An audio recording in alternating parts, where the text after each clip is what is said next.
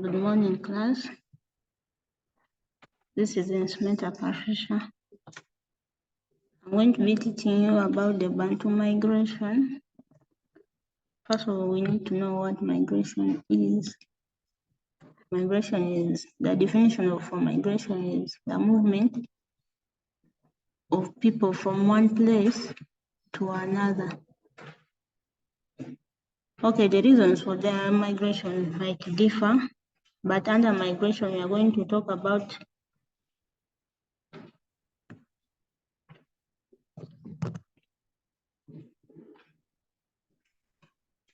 migration, these are the subtopics we are supposed to go through: the origin of the Bantu, causes of Bantu migration, their organization, then the effects of the Bantu migration.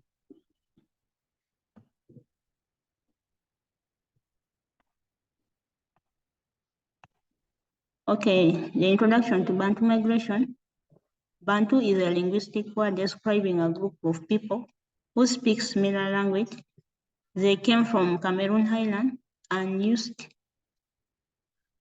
and settled in different places in East Africa, as seen below.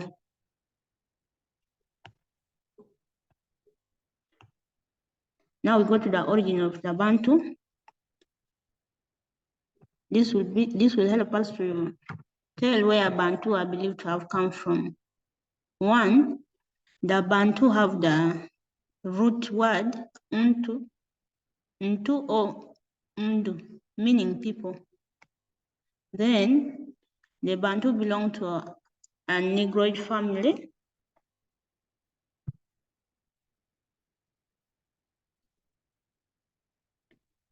Another one, their migration is not clear because you will find others saying they came from the Cameroon Island. Others say they came from Congo basins. The next one, they came from Katanga region. This Katanga region is in Congo. That's the route they used when they were entering into East Africa.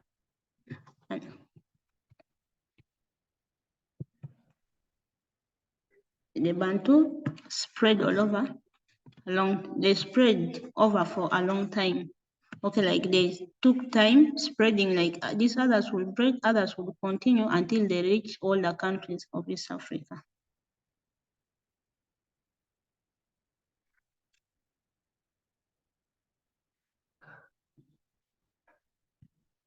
Bantu speak similar language, that's why we find that if like a Munyankole, Munyoro, Muganda speak, most of the time we can get what the other is trying to communicate.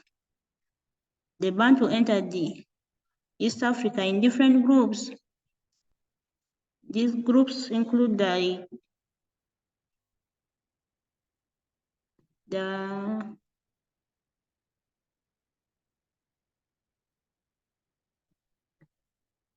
Kikuyu, okay, like the Highland Bantu.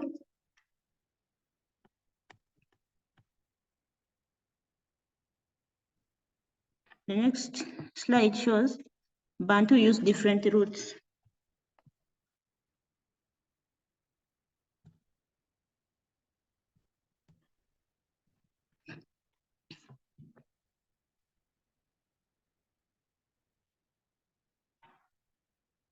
The Bantu use different routes to enter East Africa. Okay, the examples of the Bantu, they include the Baganda, Banyoro, we have Batoro, Banyankole, and others. They entered Uganda. Okay, they entered East Africa through western part, meaning the countries of Congo.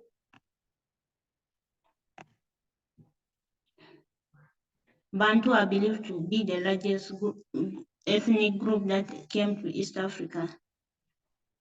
They entered in the first millennium, meaning like 1000 AD.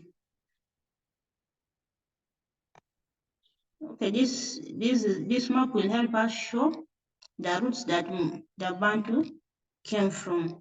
At first, you can see where this Cameroon is. Okay, it starts from this up here, like I believe here it is like a hill. They passed in Cameroon, they came to the Democratic Republic of Congo,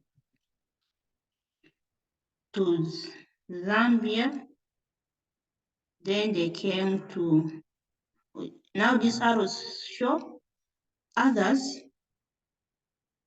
stayed in Uganda, the others that went to Congo, then others went to Tanzania.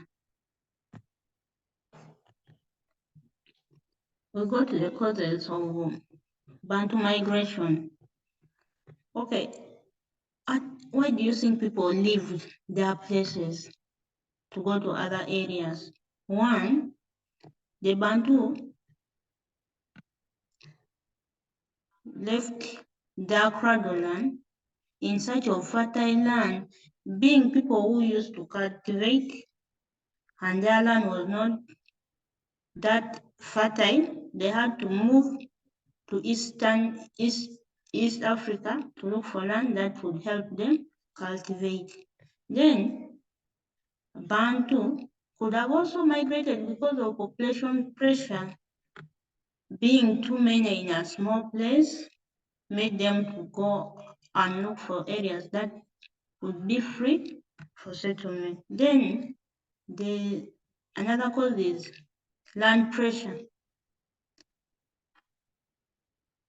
This is due to overpopulation in the area that it fails to accommodate the people in that place, making others to move to look for a land that is free for their settlement.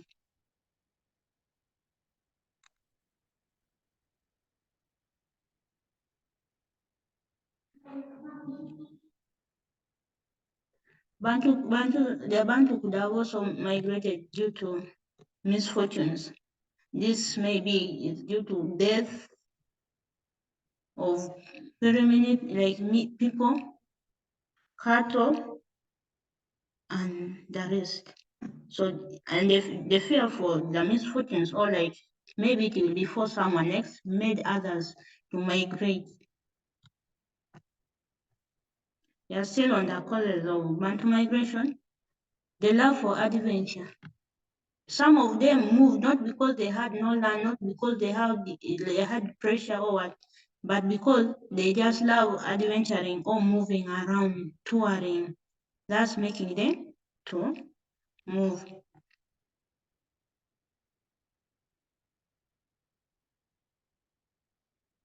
The Bantu could have also migrated because of poor leadership, that they failed to handle their problems, making them to move aside. Perhaps they would start their own leadership with that person who can lead them very well. Then external pressure. External pressure now comes from those other places, okay, like maybe the neighboring places. Sometimes they would be struggling for land.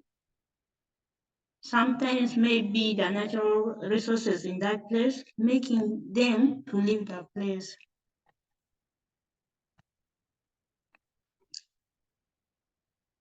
The Bantu also left their cradleland in search of water. Like being people who were pastoralists, for example, the Banyankole,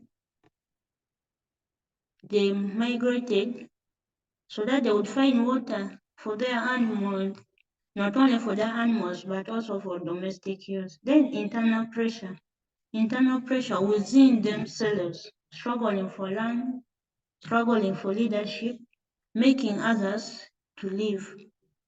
Then peer pressure.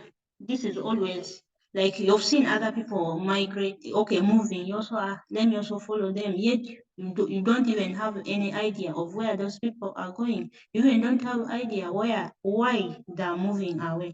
But since people are moving, you also follow them, making some of them also to migrate. Now we are going to the cause of the Bantu migration, like the cause or organization of the Bantu migration. This is like the background of the Bantu, where really now we dig about the background, how it started, which places they settled the first, where they passed it, until where they settled. Now here, at like the first one, talking, okay, like Bantu are categorized. We have the Western Bantu. The Western Bantu were the first group of Bantu. They were the largest group of the Bantu. They entered through the west, meaning Congo Basin. Then used the route between Lake Albert and Lake George. That's where the that's the route the Western Bantu used. Then they settled around the shores of Lake Victoria. Like for now, the district around the shores of Lake Victoria, we find Kampala, we find Wakiso, and others, Jinja, those places. The example of these people who settled the Bagandas, Batoro, Banyoro, Bakiga, Bagishu, and others. Then we go to the second group of the Bantu.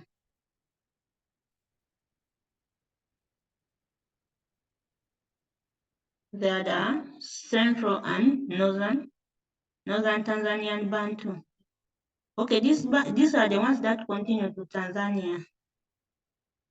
It was the second group of the Bantu.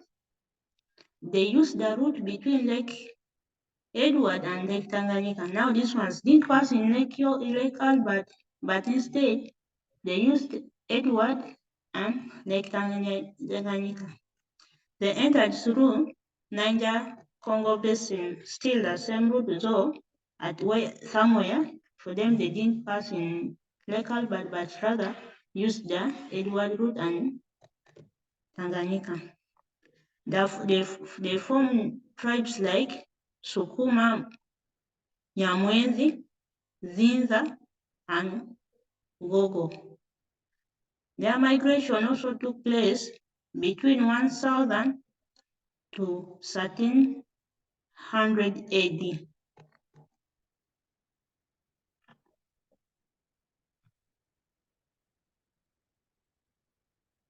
We are going to the next group of the Bantu, which are the Central and Highland Bantu.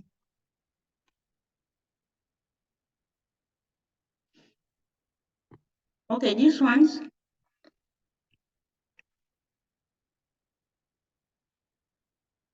they are known as the Eastern Bantu. They settled around highlands, and because that's where their name is derived from. Central, okay, the coastal and highland Bantu. Then they are the continuation of the central and northern Tanzanian Bantu. These are the ones that continued to the coast and stayed around the highland. They continued to the Taita Highland and Mount Kilimanjaro. Then at a point they crossed dry Tanganyika Plateau between 1000 to 13,000 AD. Okay, the tribes that fall under this category that are Pakoma, Girinma, Nika, and Seigeju. These ones, they moved northwards along the coast to Sinjugwaya.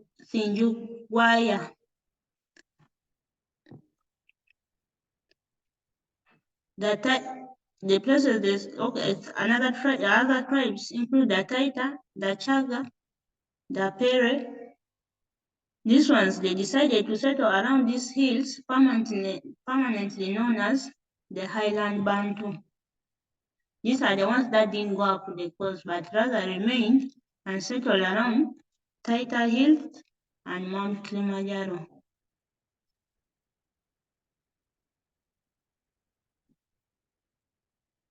At Sungwaya, there was dispersal due to pressure from Gala and Somali community. Now, like these other ones, the Pakoma, the Nika, the Seju, the Segaju, like after settling there again arose some pressure, maybe due to land, or since the other ones went there first, and this, like now the Bantu had gone there, the land was becoming small, so the pressure arose. But then due to the pressure, the Bantu had to move again to the due to pressure, the Nika moved southwards along the coast. This came to be known as the coastal Bantu.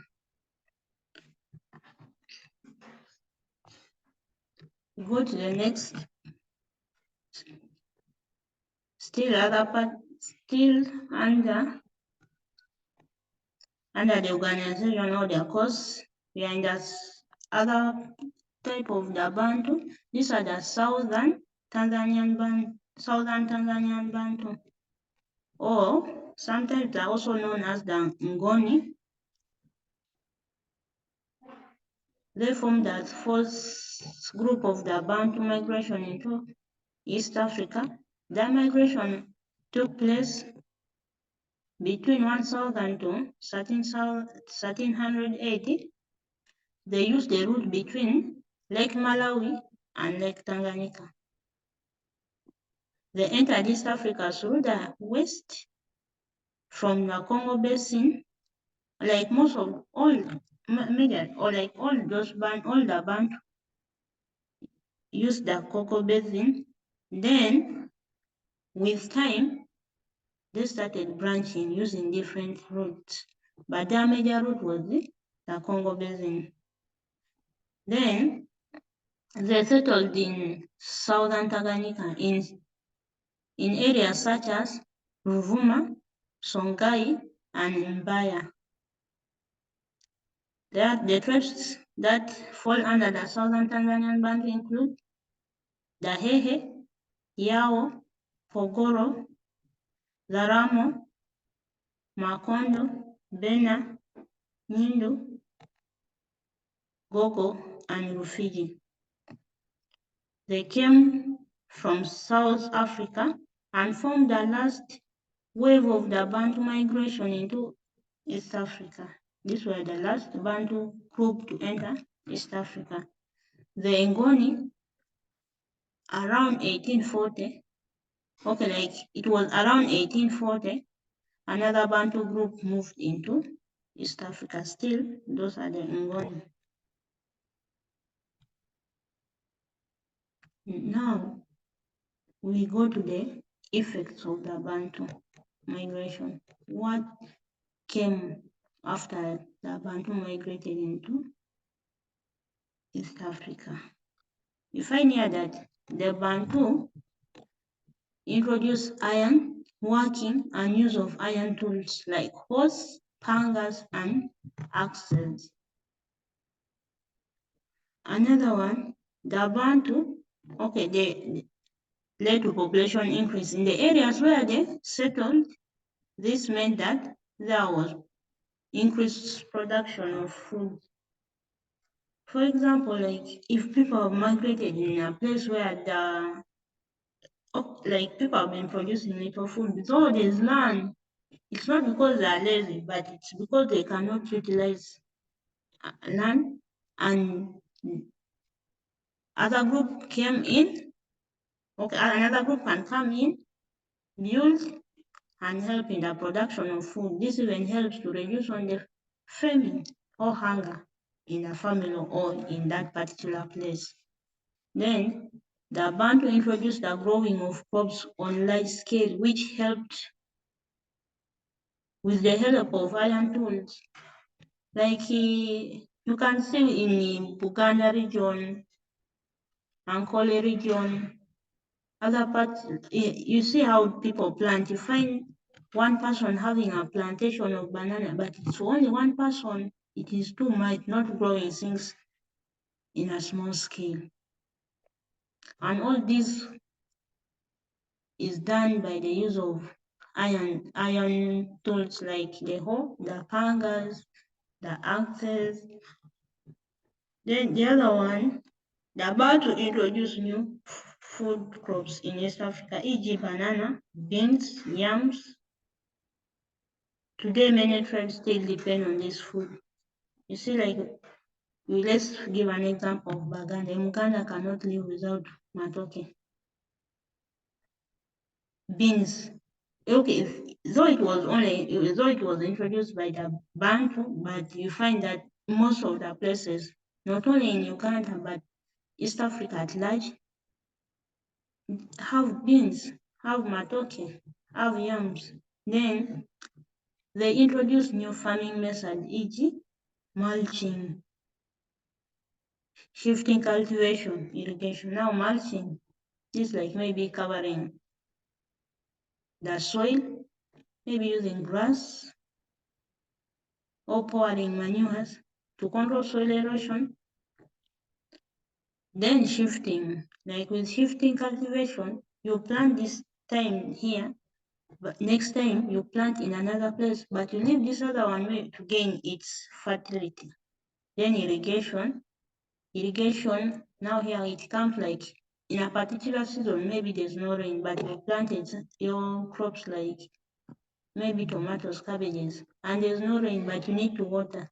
So that activities of watering the crop is called irrigation. Then they introduce new languages in East Africa. For example, Luganda, Lusoga, Lunyankole. All these tribes before the Bantu coming to East Africa, they were not in existence, but due to their coming, they introduced the language. Here there are examples of what the Bantu introduced. Here we can see this is beans. Then this is a panga. The panga can either be used for cutting trees, okay, like clearing a farmland. These are knives, or use them for peeling and other things. Then here, this is what mulching looks like. You cover your soil with the dry grass, any other thing. Then here, these people are trying to irrigate. You can see them having a pipe. They're trying to connect these pipes so that they can use it for irrigation. They're still on the effects of the Bantu. Bantu displaced some people in East Africa, especially those in fertile areas, e.g. the Ngoni displaced the Yao in the fertile lands in southern Tanzania. Okay, to some point it can be like positive. Then the other side is also what? Negative, because how can you displace someone before in the land, in their own land, moreover? But all of them were Bantu. Then the Bantu, in some cases, abandoned their cultures and copied those of the people they met, e.g. circumcision among the Gishu. Age set, pastoralism. The Gishu, okay, maybe like in the cradle land, they used not to circumcise.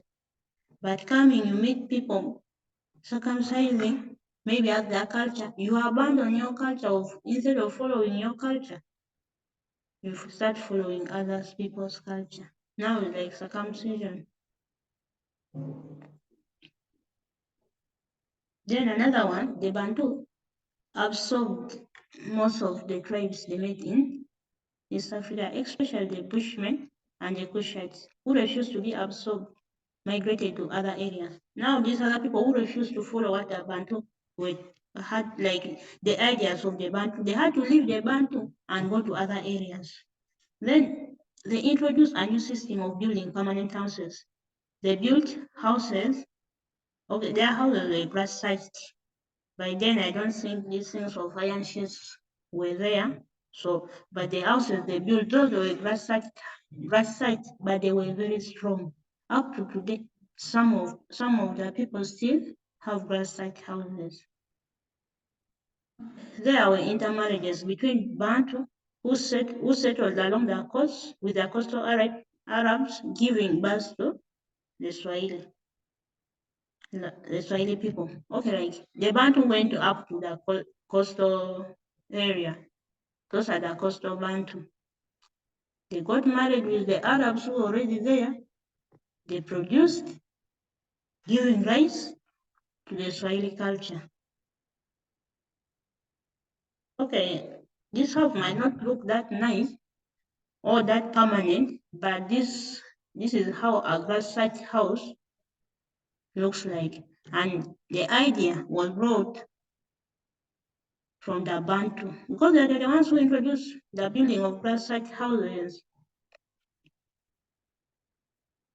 Then we are still continuing, the Bantu introduced new system of centralized administration in East Africa, which led to the formation of kingdoms, for example, Buganda, Ankole, Nyamwezi, etc. Okay, like centralized system of administration. This means the king is either okay, like the king is hereditary. They don't appoint it. After that, maybe the father was a king.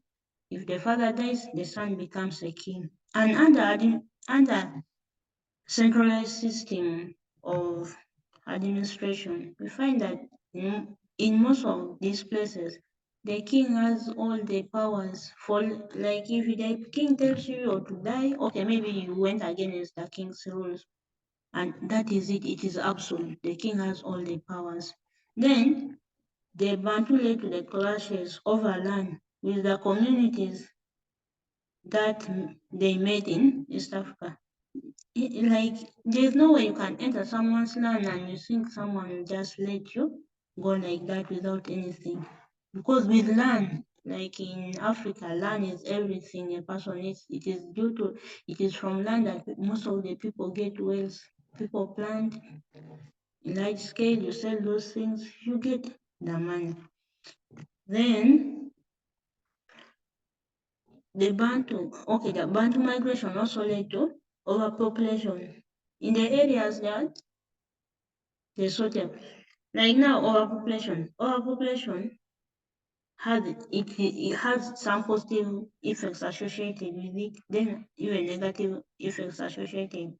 For example, in a positive way, okay, like overpopulation led to overproduction of food.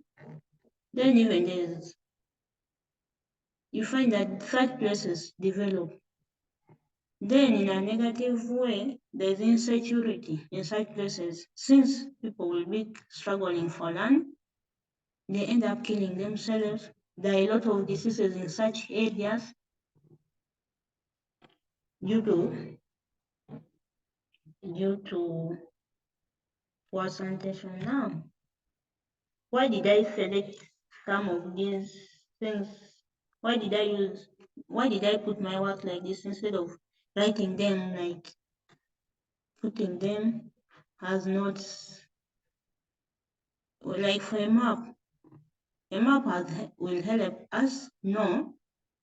Oh, like now you have seen the map, at least you know the routes the Bantus used, where they went, where they settled. Then pictures. These have drawn at least for us a clear view of what those people introduced or what it looked like. Then we have this web spider. This makes what looks more attractive and organized.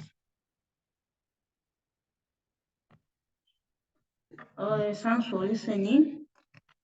We shall continue from there in our next class.